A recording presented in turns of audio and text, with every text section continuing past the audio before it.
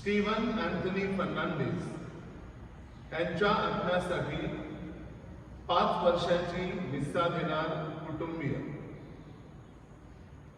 मेरी पावलोस किरायत यांच्या आत्म्यासाठी 7व्याची मिसा देणार थॉमस चिरायत आणि कुटुंबीय. अँजेलिन कार्लोस डिसोजा यांच्या आत्म्यासाठी देणार रेमन कार्लोस डिसोजा.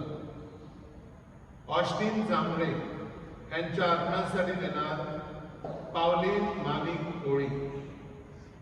येशूचे आणि पवित्र मरियेचे आभार मानण्यासाठी देणार प्रमिला डॉमिनिक कोळी. येशूचे आणि पवित्र मरियेचे आभार मानण्यासाठी देणार संगीता नेल्सन कोळी. त्या सर्व हेतूंसाठी आणि आपल्या सर्वांच्या हेतूंसाठी आजची ही पवित्र मिसा आपण अर्पण करूया. पिता पुत्र आणि पवित्र आत्मा यांच्या नावे आपल्या प्रभू येशू ख्रिस्ताची कृपा, परमेश्वराची प्रीती आणि पवित्र आत्म्याचा सहवास तुम्हाला लाभो.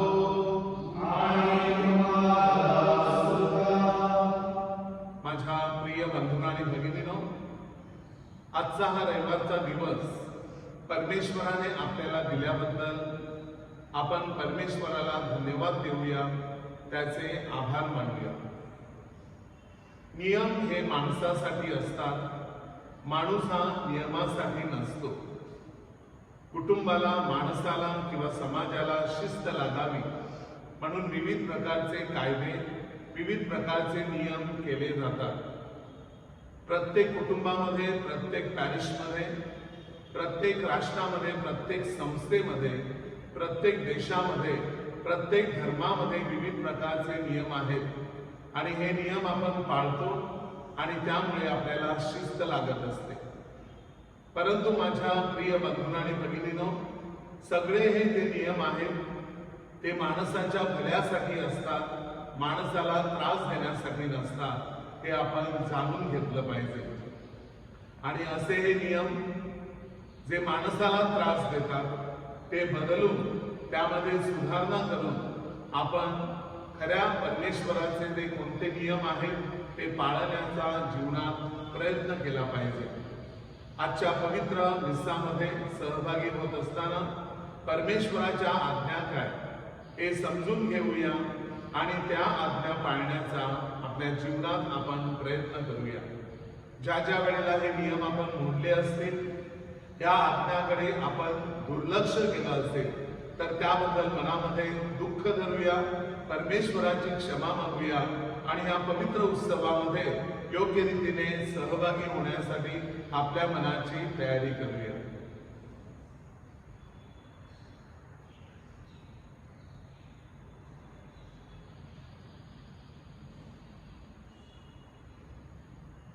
पापी जनांचे तारण करण्या प्रभुराया तो अवतरला.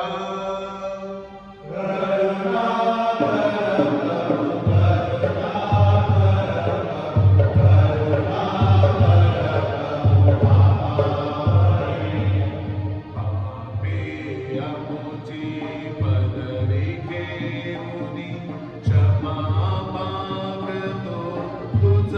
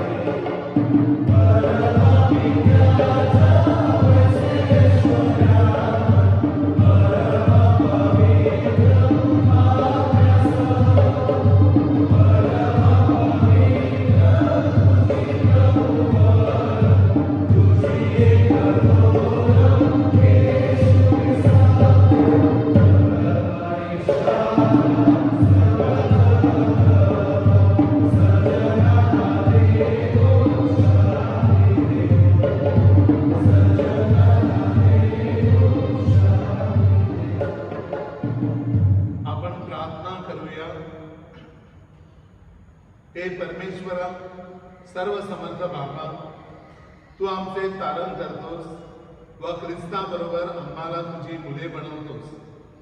आम्हाकडे दयादृष्टीने पहा, आम्हाला खरे स्वातंत्र्य बहाल कर आणि तू अभिवचन दिलेल्या स्वर्ग राज्याचे आम्हाला दान दे.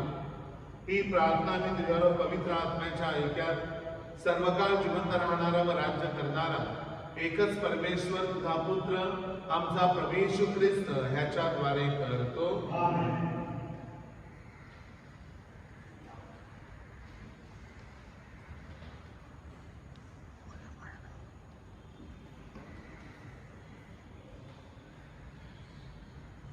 अनुवाद या पुस्तकातून घेतलेले वाचन.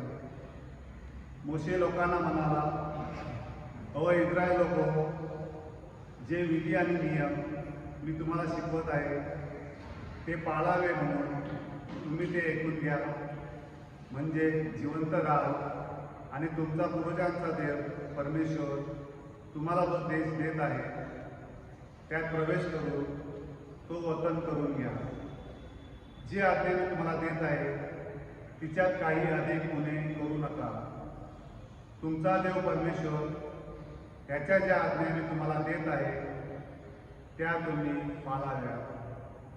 तुम्ही ते विधी आणि नियम काळजीपूर्वक पाळावे, कारण त्यामुळे देशोदेशींच्या लोकांच्या दृष्टीला तुम्ही सुज्ञ आणि समंजस असे दिसाल.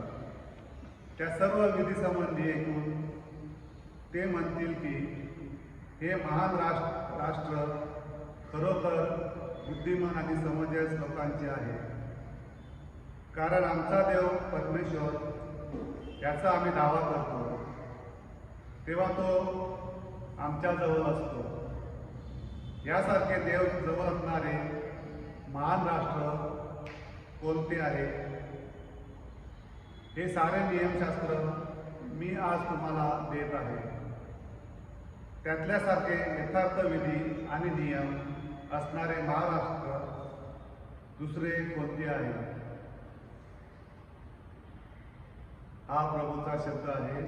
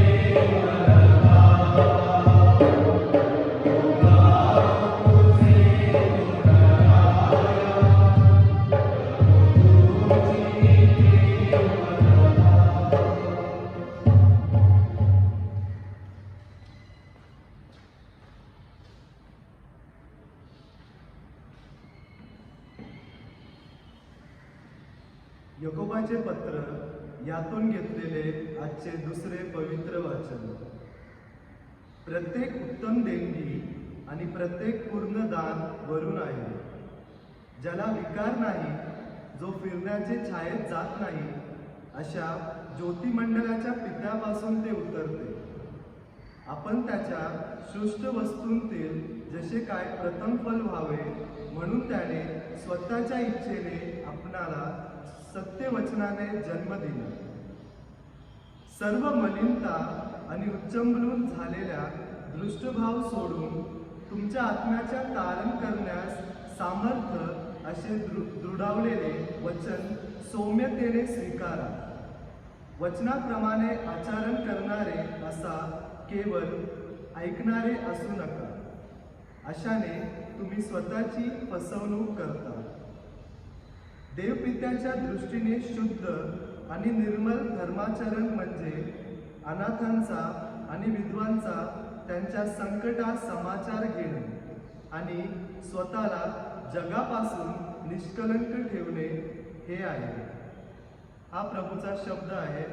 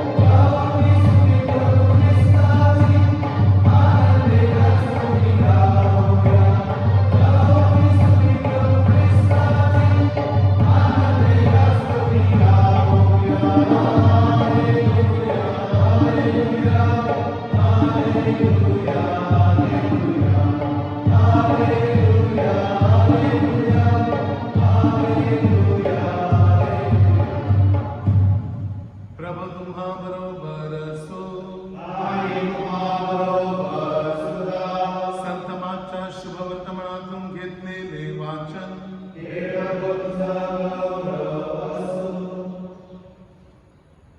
परुशी आणि येरुशलेमाहून आलेले कित्येक शास्त्री एकत्र जाऊन येशूकडे आले. त्यांनी त्याच्या काही शिष्यांना अस्वच्छ म्हणजे न धुतलेल्या हातांनी जेवताना पाहिले होते. परुशी आणि इतर सर्व यहुदी वाडवडिलांच्या संप्रदायाला अनुसरून हात नीट धुतल्या वाचून जेवत नाहीत. बाजारातून आल्यावर पाणी शिंपडल्याशिवाय ते जेवत नाहीत. आणि प्याले, घागरी, पितळेची भांडी धुणे आणि आपल्या बऱ्याच रूढी ते पाळतात. त्यावरून परुषांनी आणि शास्त्रांनी त्याला विचारले, आपले शिष्य हात न धुता जेवतात, वाडवडिलांच्या संप्रदायाप्रमाणे ते का चालत नाही? त्याने त्यांना उत्तर दिले, तुम्हा ढोंग्याविषयी यशाने चांगला संदेश देऊन ठेवला आहे तो असा, हे लोक ओठांनी माझा सन्मान करतात, परंतु त्यांचे अंतःकरण माझ्यापासून दूर आहे.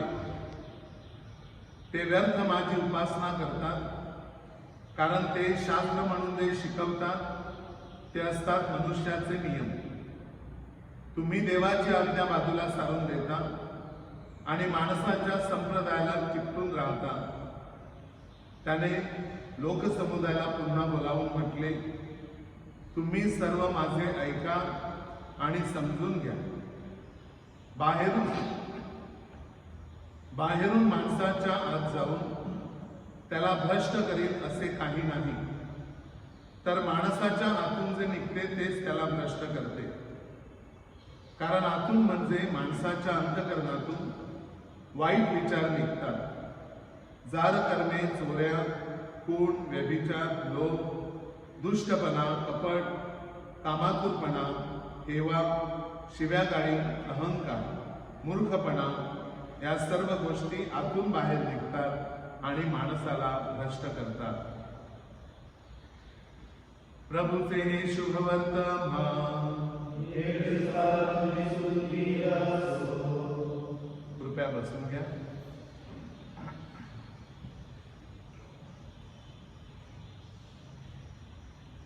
ज्या गोष्टी माणसाच्या अंतःकरणातून निघतात त्या माणसाला भ्रष्ट करतात शब्द आहेत आजच्या मागच्या शुभवर्तमानातील.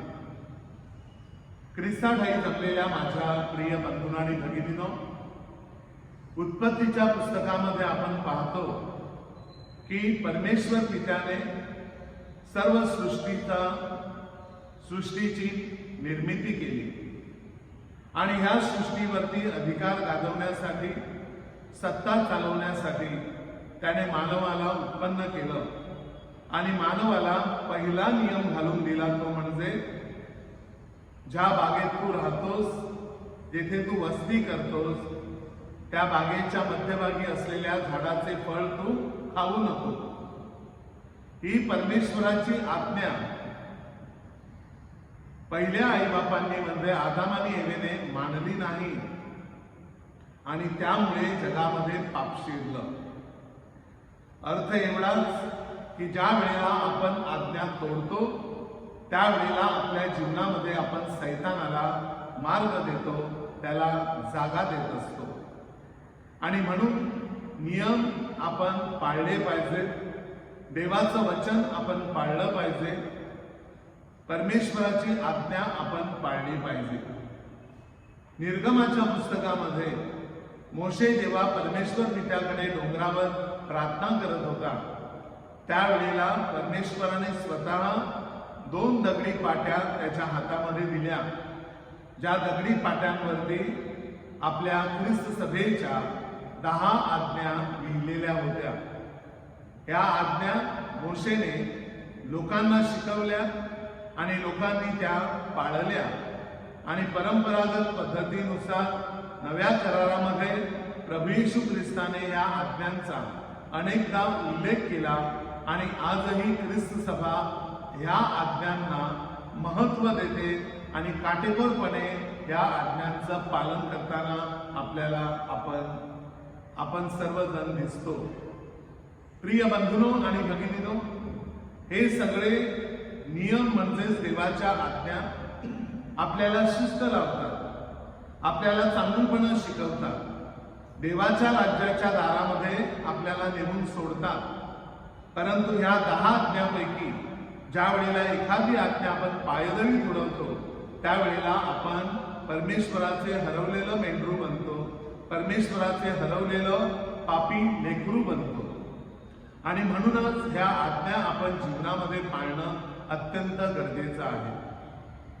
प्रिय बंधूंनो आणि भगिनींनो, हे जे नियम असतात ते माणसासाठी असतात, माणूस नियमासाठी नसतो. आजच्या शुभवर्तमानामध्ये आपल्याला अनेक रूढी आणि परंपरा सांगितलेल्या आहेत. ताटवाती धुवावी, जेवणा अगोदर हात धुवावे किंवा पितळेची भांडी चकचकीत करावी, ह्या सगळ्या रूढी आणि परंपरा होत्या, ह्या काही देवाच्या आज्ञा नव्हत्या. असं सांगितलं जातं की या शास्त्री आणि पुरुषांनी आणि वडीलजनांनी स्वतःच्या फायद्यासाठी 10 आज्ञांचे 613 पोट कायदे केले होते आणि हे पोट कायदे त्यांनी तत्कालीन लोकांवरती लादले होते. प्रिय बंधू आणि भगिनींनो, हे ख्रिस्ताला मान्य नव्हतं. देवाच्या आज्ञा जशाच्या तशा पाळाव्यात, माणसाने त्याच्या फायद्यासाठी त्याचे वेगवेगळे नियम करू नयेत. आणि म्हणून माझ्या प्रिय बंधू आणि भगिनींनो, या घटनेविरुद्ध प्रभू येशू ख्रिस्ताने आवाज उठवला आणि त्याचं सुंदरसं विवेचन आजच्या शुभवर्तमानामध्ये आपल्याला पाहावयास मिळतं. प्रिय बंधू आणि भगिनींनो, कोणतंही कार्यालय घ्या, कोणतीही कंपनी घ्या, कोणतीही संस्था घ्या, शाळा घ्या, कॉलेज घ्या, कोणताही कारखाना घ्या, अशा ह्या ठिकाणी प्रत्येकाचे नियम असतात आणि हे नियम एम्प्लॉईजला काटेकोरपणे पाळावे लागतात. त्यामध्ये वाटेल तसं वागून चालत नाही. वाटेल तसं वागल्यानंतर माझ्या प्रिय बंधूंना आणि भगिनींनो, तेथून असलेला, त्या ठिकाणी असलेला मालक आपल्याला घरची वाट दाखवतो, हे आपण जाणून घेतलं पाहिजे. हे नियम आपल्या सर्वांसाठी बंधनकारक असतात. त्यामुळे त्या कारखान्याला, त्या संस्थेला एक प्रकारची शिस्त लागते. कोणी कधी यावं, कधी जावं, कुठे बसावं, काय करावं, कोणत्या प्रकारचे कपडे घालावेत, कोणत्या वेळेला जेवण घ्यावं, कोणत्या वेळेला रिलॅक्सेशन करावं, कोणत्या वेळेला मोबाईल फोन वापरावा, त्याबाबत सगळे नियम घालून दिलेले असतात. आपल्या कंपनीचे जे अधिक कलिग असतात, कामगार असतात, त्यांचे एकमेकांचे संबंध कसे असावेत त्याबाबत देखील नियम असतात. ऑफिसमधल्या आणि परिसरातल्या गोष्टी कशा वापराव्यात, त्या कोणत्याही स्थितीमध्ये घरी घेऊन जाऊ नये, हे नियम घालून दिलेले असतात. ते संस्थेच्या फायद्याचे असतात आणि कामगारांच्या फायद्याचे असतात. परंतु अनेकदा डोळेझाक केली जाते ह्या नियमांकडे आणि हे नियम पायदळी उडवले जातात आणि त्यामुळे मोठे मोठे प्रश्न आज अनेक संस्थांमध्ये, कारखान्यांमध्ये, कामगारांमध्ये निर्माण झालेले आपल्याला दिसतात. अनेकांच्या ह्यामुळे नोकऱ्या जातात, कारण माणसाला कळत नाही तो काय करतो. माणूस ज्या वेळेला नियम तोडतो त्यावेळेला माझ्या प्रिय बंधूंनो आणि भगिनींनो, कायद्याच्या विरुद्ध तो वागतो, त्यावेळेला त्याच्या बुद्धीवरती, त्याच्या भावनेवरती, त्याच्या शरीरावरती, त्याच्या आत्म्यावरती सैतानाचं राज्य असतं. तो माणूस माणूस नसतो, तर तो सैतान असतो आणि सैतानाच्या अधिपत्याखाली ती स्त्री किंवा ती व्यक्ती, ती कामगार अशा प्रकारचं घाणेरडं कृत्य तेथे करत असते. आणि म्हणूनच माझ्या प्रिय बंधूंनो आणि भगिनींनो, मॅनेजमेंटला असे विविध प्रकारचे नियम करावे लागतात आणि हे नियम सर्व कामगारांना, वरपासून ते खालपर्यंतच्या सगळ्या कामगारांना, मग ते ए ग्रेडचे कामगार असो, बी ग्रेडचे कामगार असो किंवा सी ग्रेडचे कामगार असो, सर्व कामगारांना ते बंधनकारक असतात. आपण ज्या संस्थेमध्ये काम करतो ती संस्था आपल्याला कामाचा पगार देत असते, त्यामुळे आपल्या घराची चूल पेटते. आपली मुलं बाळं लहानाची मोठी होतात, त्यांना रोजची भाकर त्यांच्या ताटामध्ये वाढली जाते आणि म्हणून अशा कामाच्या ठिकाणी कधीही आपण चोरी करू नये. कोणीही पाहिलं नाही, कॅमेरामध्ये दिसलं नाही तरी सुद्धा माझ्या प्रिय बंधूंनो आणि भगिनींनो, सर्वात मोठा कॅमेरा परमेश्वर, त्याचे डोळे उघडे असतात आणि ह्या घाणेरड्या कृत्याचं फळ त्या व्यक्तीला, त्या स्त्रीला किंवा त्या कामगाराला किंवा त्या पुरुषाला आयुष्यभर भोगावं लागतं.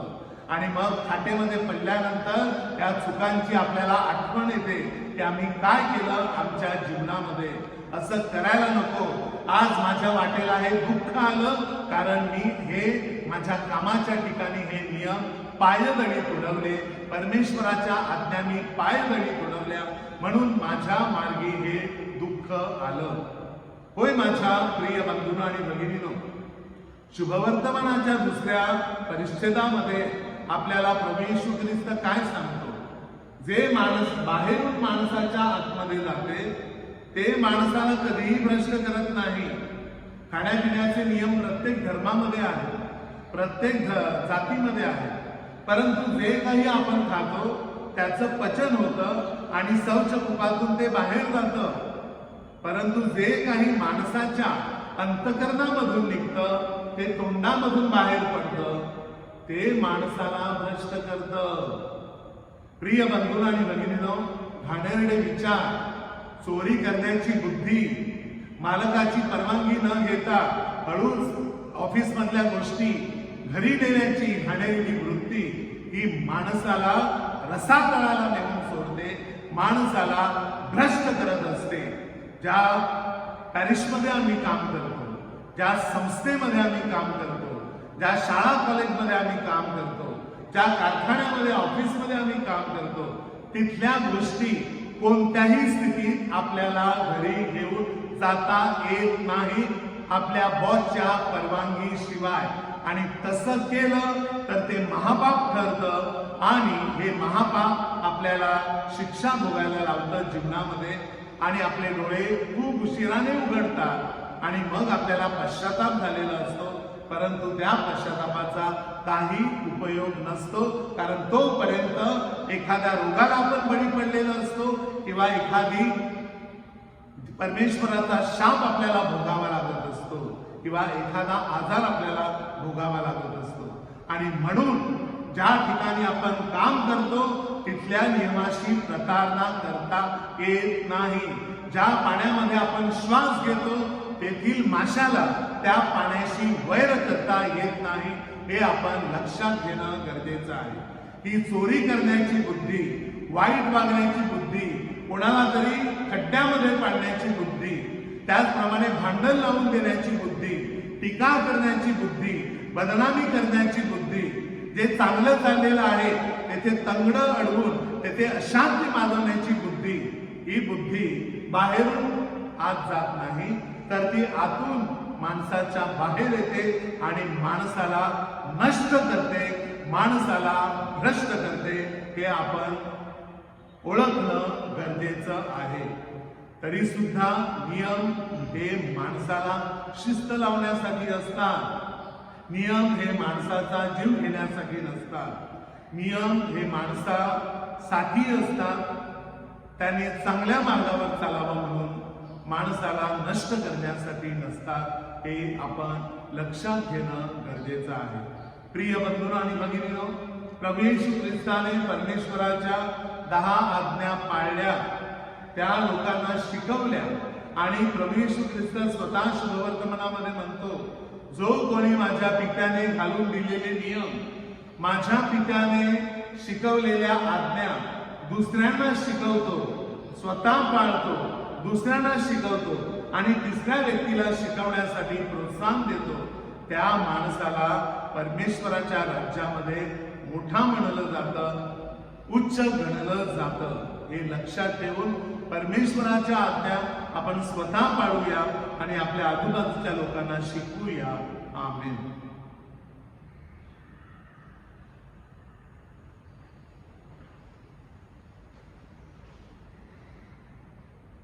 उभे राहा. सर्वांनी एकत्र स्वर्ग आणि पृथ्वी यांचा संबंध करता सर्वसमर्थ परमेश्वर पिता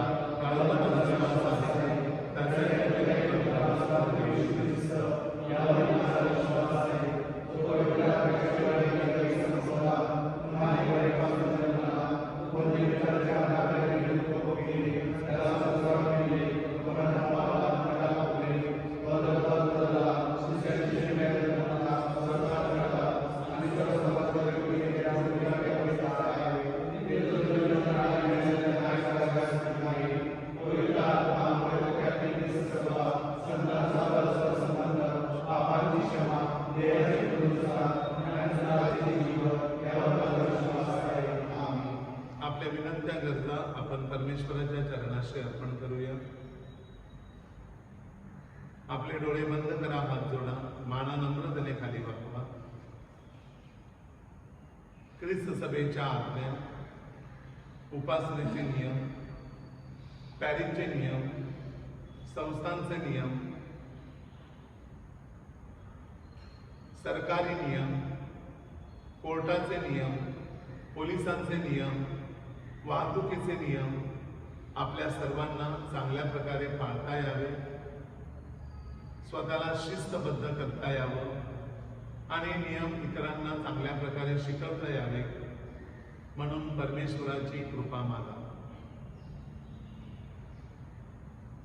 कुटुंबामध्ये अनेक नियम असतात. हे नियम सर्वांना बंधनकारक असतात. कोणी किती वाजता बाहेर जावं, कधी यावं, कधी अभ्यास करावा, किती काम करावं, कोणत्या वेळेला प्रार्थना, कोणत्या वेळेला जेवण, हे सगळे नियम ठरलेले असतात. त्या नियमाच्या विरुद्ध ज्या वेळेला एखादी व्यक्ती वागते त्यावेळेला ते कुटुंब सैरभैर होतं, त्या कुटुंबाची वाट लागते. कुटुंबामध्ये हे नियम आपल्याला पाळता यावे म्हणून प्रार्थना करा. जे गुंड, जे मवाली, चोरी करणारे नियम पायदळी तुडवतात, त्यांना ह्या जगामध्ये शिक्षा ही मिळतेच मिळते.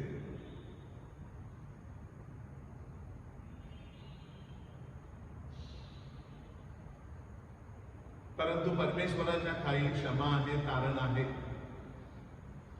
जी व्यक्ती आपली चूक सुधारण्याचा प्रयत्न करते आणि पुढे येऊन क्षमा मागते, त्या व्यक्तीला सदैव परमेश्वर क्षमा करतो, कारण तो करुणेचा, दयेचा सागर आहे. नियम तोडणाऱ्या ह्या सर्व व्यक्तींनी परमेश्वराकडे परत फिरावं. हरवलेलं मेंढरू, पापी लेकरू परमेश्वराला परत मिळावं म्हणून देखील प्रार्थना करा.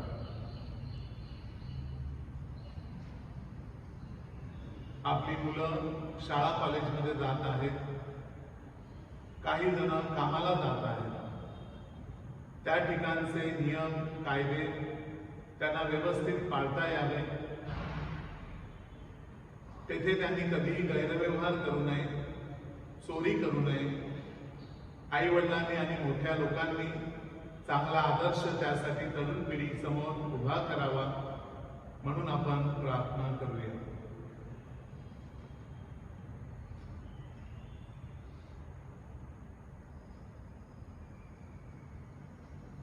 या जगामध्ये विविध प्रकारच्या रोगाद्वारे नियम तोडल्यामुळे जे लोक शिक्षा भोगत आहेत, काही लोक तुरुंगात आहेत, तर काही लोक घरच्या घरी शिक्षा भोगत आहेत. ही शिक्षा म्हणजे कुटुंबातील अशांती, कुटुंबातील भांडणं,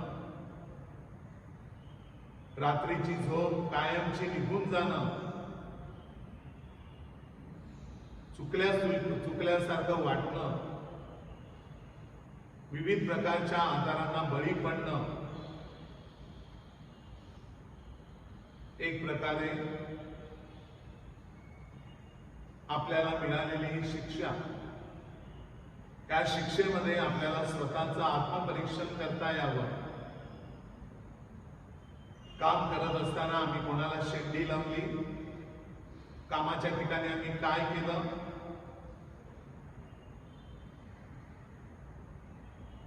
हे आठवून आमचे डोळे आत्ताच उघडावेत, म्हणून आपण प्रार्थना करूया.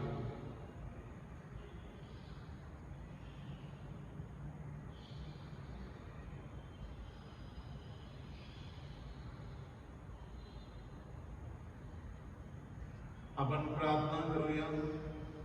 हे प्रभू परमेश्वरा, परमेश्वर पित्याच्या आज्ञेवरती विचार विनिमय करत असताना या आज्ञा तू आम्हाला शिकवल्या, त्याबद्दल तुझे आभार. हे प्रभू येशू ख्रिस्ता, मोठ्या श्रद्धेने आणि विश्वासाने आम्ही या आज्ञा आजपर्यंत पाळत आलेलो आहोत, तरी सुद्धा आमच्याकडून चुका घडतात. आज आमच्याकडे 1752 धर्म कायदे आहेत, हजारो शेकडो असे उपासनेचे कायदे आहेत, आणि त्यामध्ये ह्या परमेश्वर पित्याच्या 10 आज्ञा आहेत. या सर्वांचं काटेकोरपणे आम्हाला ख्रिस्त सभेमध्ये एक घटक म्हणून पालन करता यावं, आणि त्यासाठी तुझी कृपा आशीर्वाद आम्हाला मिळावा, ही प्रार्थना आम्ही आमच्या प्रभू येशू ख्रिस्ताद्वारे करतो. आमेन.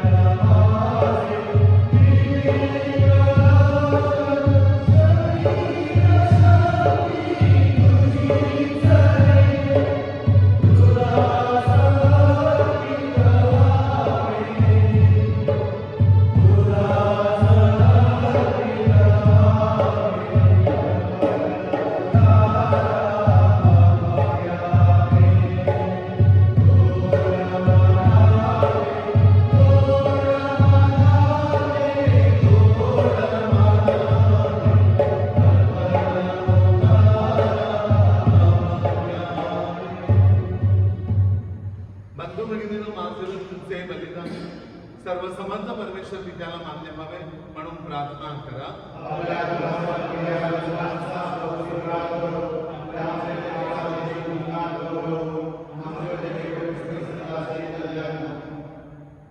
हे शांतिप्रिय व प्रेमळ परमेश्वर, आमचे हे समर्पण तुझी खरी उपासना बनव व तुझ्या बरोबर आमचे ऐक्य घडवून आण.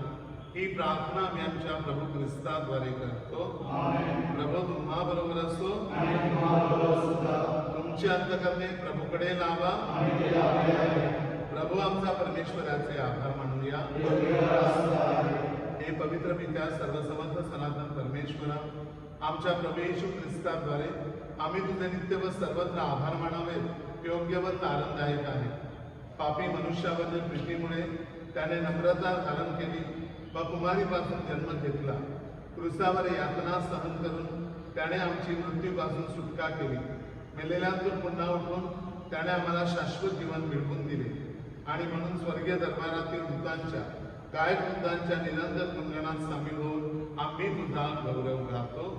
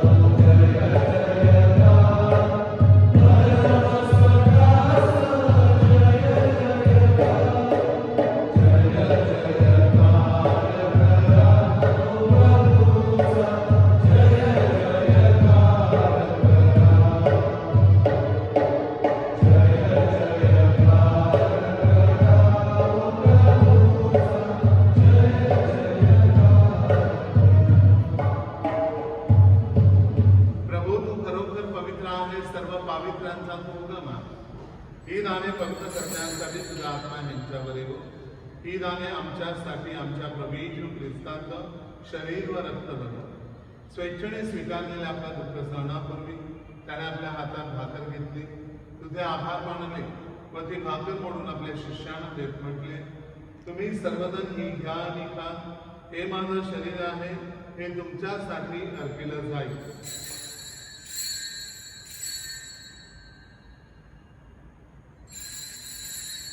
भोजन झाल्यानंतर त्याने प्याला घेतला, पुन्हा तुझे आभार मानले व तो प्याला आपल्या शिष्यांना देत म्हटले, तुम्ही सर्वजण हा घ्या व ह्यामधून प्या.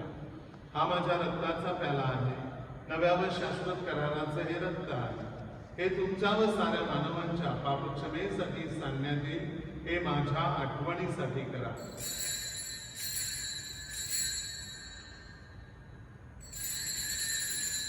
श्रद्धेच्या रहस्याचा आपण जयघोष करूया.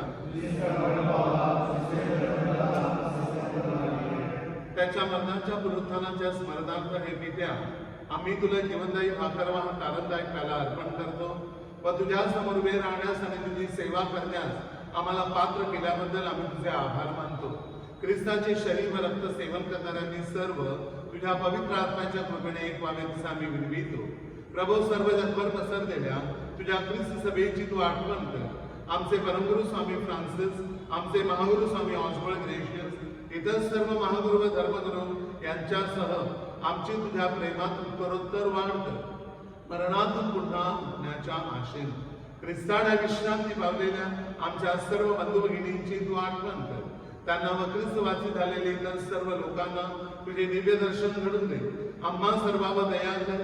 देव माता धन्यकुमारी मरिया, सारे प्रेषित व जगाच्या आरंभापासूनच्या तुझ्या सर्व संतांसह आम्हाला शाश्वत जीवनाचे वाटेकरी कर. त्यांच्यावर आम्ही तुझी स्तुती करावी. आमच्या प्रभू येशू ख्रिस्ताद्वारे तुझा गौरव गावा, म्हणून आम्हाला कृपा दे. ख्रिस्ताद्वारे, ख्रिस्तासह, ख्रिस्ताठाई पवित्र आत्म्याच्या ऐक्या हे सर्व समर्पित्या तुझा सन्मान व गौरव सदा सर्वदा होवो. प्रभूने शिकवलेली प्रार्थना आता आपण एकत्रितपणे म्हणूया. आमच्या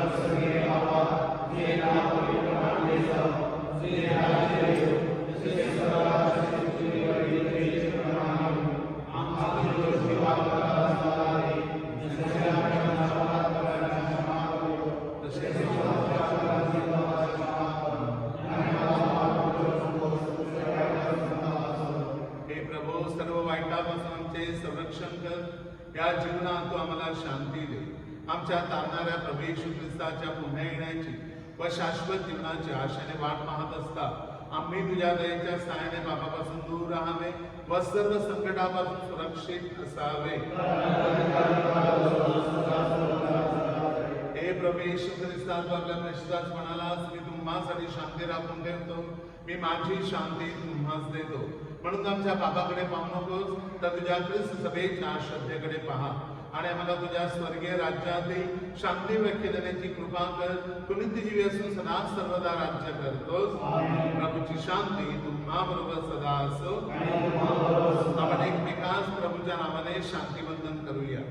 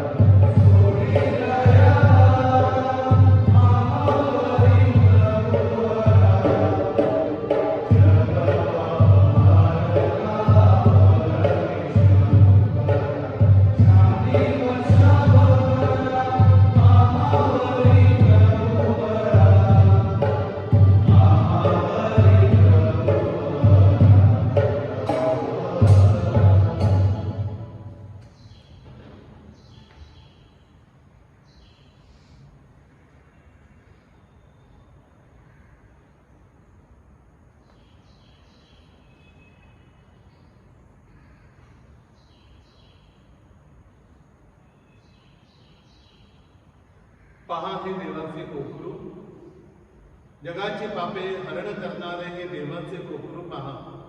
या कोकराच्या भोजनास बोलावण्यात आलेले आपण सर्व धन्य.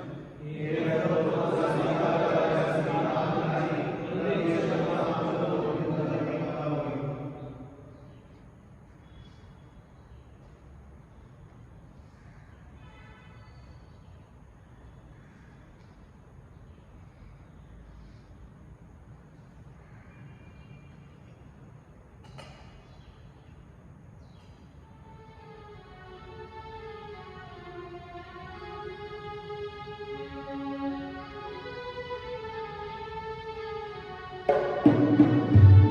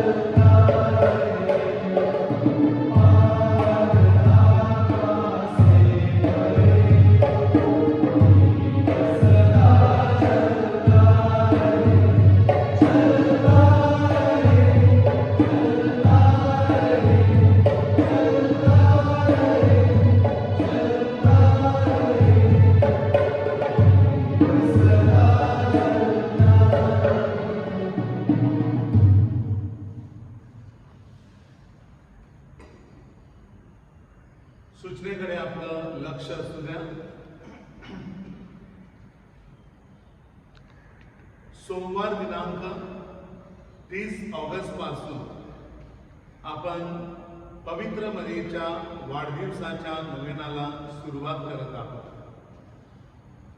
ह्या दिवसामध्ये रोज सकाळी 7:30 वाजता पवित्र मिस्सा ही शूट केली जाईल आणि दुपारपर्यंत ही पवित्र मिस्सा यूट्यूबवर आपल्यासाठी उपलब्ध असेल. पॅरिसमधील सर्व लोकांना मी विनंती करतो की आपण आपल्या कुटुंबासमवेत किंवा वैयक्तिकपणे ही पवित्र मिस्सा ऐकायची आहे. त्यामध्ये भक्तिमान वृत्तीने सहभाग घ्यायचा आहे.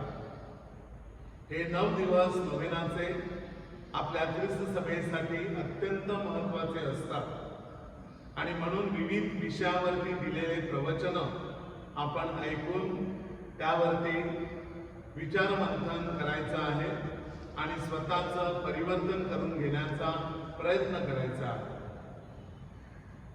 आपल्यासाठी पवित्र मरीचा सुंदर देखावा आपले सजावट कमिटीचे मेंबर्स स्टेजवरती करीत आहेत. त्या ठिकाणी देखील आपण वैयक्तिक प्रार्थना करू शकता आणि पवित्र मरीचं दर्शन घेऊ शकता. त्याचप्रमाणे जे काही आपल्याला अर्पण करायचं आहे ते विविध प्रकारचे राशनचे आयटम आपल्याला दिलेले आहेत. त्यापैकी रोज किंवा कधीतरी एकदा आपण हे आयटम्स आणून पवित्र मरीच्या चरणाशी अर्पण करायचे आहेत. या सर्व राशनची रवानगी मिशनमध्ये करण्यात येईल. त्याचप्रमाणे या ठिकाणी आपण वैयक्तिक नोवेना करू शकता आणि जे कोणी संध्याकाळी दर्शनासाठी येतील म्हणजे साधारण 5:30 ते संध्याकाळी 7 पर्यंत या 1.5 ते 2 तासामध्ये मी स्वतः तेथे उपस्थित असेल तुम्हाला ख्रिस्त शरीर देण्यासाठी. चर्चेस बंद आहेत त्यामुळे मिसासाठी कोणी येऊ शकत नाही आणि म्हणूनच आपल्याला वैयक्तिकपणे दर्शन घेता येईल आणि वैयक्तिकपणे ख्रिस्त शरीर संस्काराचा स्वीकार करता येईल. ही जी संधी आपल्याला देण्यात आलेली आहे त्या संधीचा आपण उपयोग करावा आणि आपल्या पदरामध्ये पवित्र मरीची कृपा पाडून घ्यावी. दररोज मिस्सा सुरू होण्या अगोदर पवित्र मिस्साचा हेतू वाचन होईल. ज्यांना एखाद्या दिवशी किंवा काही दिवशी किंवा संपूर्ण नोवेनाभर पवित्र मिस्सा द्यायची असेल त्याने माझ्याशी किंवा चर्चच्या कार्यालयाशी त्वरित संपर्क साधावा.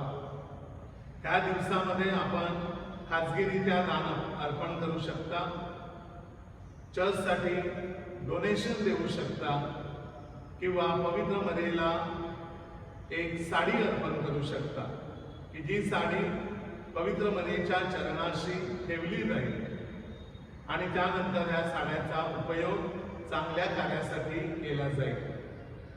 प्रिय बंधूंनो आणि भगिनींनो, आतापर्यंत पवित्र मरीच्या मध्यस्थीने आपल्या कुटुंबाचं, आपल्या समाजाचं आणि आपल्या उरणच्या लोकांचं संरक्षण झालेलं आहे. जी परिस्थिती इतर ठिकाणी भयानकपणे निर्माण झाली त्या परिस्थितीचा सामना आपल्याला करावा लागला नाही. थोडक्यामध्ये सगळ्या गोष्टी आटोपल्या आणि आता हळूहळू सगळं काही स्थिरस्थावर होत आहे. ही परमेश्वराची कृपा आहे. म्हणून उपकृत भावनेने आपण पुढे यायचं आहे आणि आपलं कुटुंबाचं दान हे पवित्र मरीला अर्पण करायचं आहे. चर्चसाठी आपण देणग्या द्यायच्या आहे. गेले जवळजवळ 1.5 वर्ष चर्च बंद आहे त्यामुळे चर्चचं सगळं उत्पन्न खाली गेलेलं आहे हे आपल्या लक्षात आलंच असेल. तरी सुद्धा मेंटेनन्स आहे, सगळ्या प्रकारचे खर्च जे आहेत ते काही कमी झालेले नाही आणि म्हणून मी आपल्या पॅरिशमधील सर्व लोकांना पुढे येऊन ह्या 10 दिवसाच्या काळामध्ये पवित्र मरीच्या मध्यस्थीने आपण चर्चसाठी मदत करावी ही नम्र विनंती मी आपणास करत आहे. सर्व देणगीदारांची यादी दररोजच्या मिस्सावरती वाचली जाईल आणि आणि त्यांच्यासाठी नोव्हेना अर्पण केला जाईल, त्यांच्यासाठी विशेष प्रार्थना केली जाईल. जे कोणी हे साड्या अर्पण करतील किंवा इतर अर्पण देतील, राशन वगैरे, त्यांच्यासाठी देखील विशेष प्रार्थना केली जाईल. कृपया ह्याची नोंद घ्यावी. कोणत्याही प्रकारचं ध्वजवंदन होणार नाही. कोणत्याही प्रकारची चर्चच्या आवारामध्ये गर्दी केली जाणार नाही. कृपया भाविकांनी ह्याची नोंद घ्यावी आणि शासनाचे नियम काटेकोरपणे पाळावे. आपल्याला दर्शनासाठी येण्यास मुभा देण्यात आलेली आहे, परंतु 2-4 व्यक्तींनी एका वेळेला यायचं आहे. एका वेळेला मोठा घोळका नको, नाहीतर पुन्हा करोनाचा प्रसार होण्याचा संभव आहे आणि म्हणून असा प्रसार होऊ नये म्हणून आपण वैयक्तिकरित्या सकाळ ते संध्याकाळपर्यंत कधी येऊ शकता, परंतु जे संध्याकाळी येतील 5 ते 7च्या दरम्यानमध्ये त्या सर्वांना मी जातीने ख्रिस्त शरीर देणार आहे. म्हणजे जरी पवित्र मिसा नसली तरी ख्रिस्त शरीर स्वीकारण्याचं फार मोठं समाधान, फार मोठी कृपा आणि आशीर्वाद आपण आपल्या चर्चच्या कंपाऊंड मधून आपल्या कुटुंबासाठी घेऊन जाणार आहोत, हे कधीही विसरू नका. प्रिय बंधू आणि भगिनींनो, अगदी लहानपणापासून जेव्हा मला समजायला लागलं तेव्हापासून ते आता माझ्या वयाच्या 52 वर्षापर्यंत मी हे नोव्हेने इमाने इतबारे करत आलेलो आहे. माझ्या आईचं, माझ्या आजीचं बोट पकडून मी अर्ध्या तासाचा प्रवास करून चर्चपर्यंत चालत जाऊन पहाटे हे नोव्हेने कंप्लीट केलेले आहेत. पवित्र मरियेच्या चरणाशी फुलं वाहिलेली आहेत आणि म्हणून माझं कधी काही वाईट झालं नाही. शेवटी माणसाला शिक्षण, ह्या सगळ्या गोष्टी, पैसा, संपत्ती, मालमत्ता हवी असते, पण ह्या सगळ्यामध्ये माणसाला मानसिक शांती नसली, चांगलं आरोग्य नसलं, परमेश्वराची कृपा नसली, आशीर्वाद नसला तर माणूस शून्य असतो, हे लक्षात ठेवा. आणि म्हणून ह्या दिवसामध्ये पवित्र मरियेच्या चरणाशी नतमस्तक व्हा. युट्यूबवरची मिसा ऐका, त्यानंतर दान अर्पण करा, कम्युनियन घ्या, नोव्हेने करा आणि परमेश्वराची कृपा शुद्धता मातेच्या मध्यस्थीने स्वतःच्या कुटुंबासाठी, स्वतःच्या वैयक्तिक जीवनासाठी पदरामध्ये पाडून घ्या. ही नम्र विनंती मी प्रमुख धर्मगुरू म्हणून आपणा सर्वांस करत आहे. धन्यवाद. उभे राहा. आपण प्रार्थना करूया. हे प्रभू, तुझे शब्द व तुझे संस्कार आमचे अन्न व जीवन आहे. तुझ्या पुत्राकडून मिळालेले हे दान आम्हाला सार्वकालिक जीवनात सहभागी होण्यास समर्थ करो. ही प्रार्थना आम्ही आमच्या प्रभू येशू ख्रिस्ताद्वारे करतो. प्रभू तुम्हा बरोबर असो. सर्वसमर्थ परमेश्वर पिता, पुत्र आणि पवित्र आत्मा तुम्हास आशीर्वाद देवो. जा ख्रिस्ताच्या शांतीने देवाच्या आज्ञा पाळण्यासाठी आणि ख्रिस्त सभेचे नियम काटेकोरपणे पाळण्यासाठी तुम्हास पाठविण्यात येत आहे.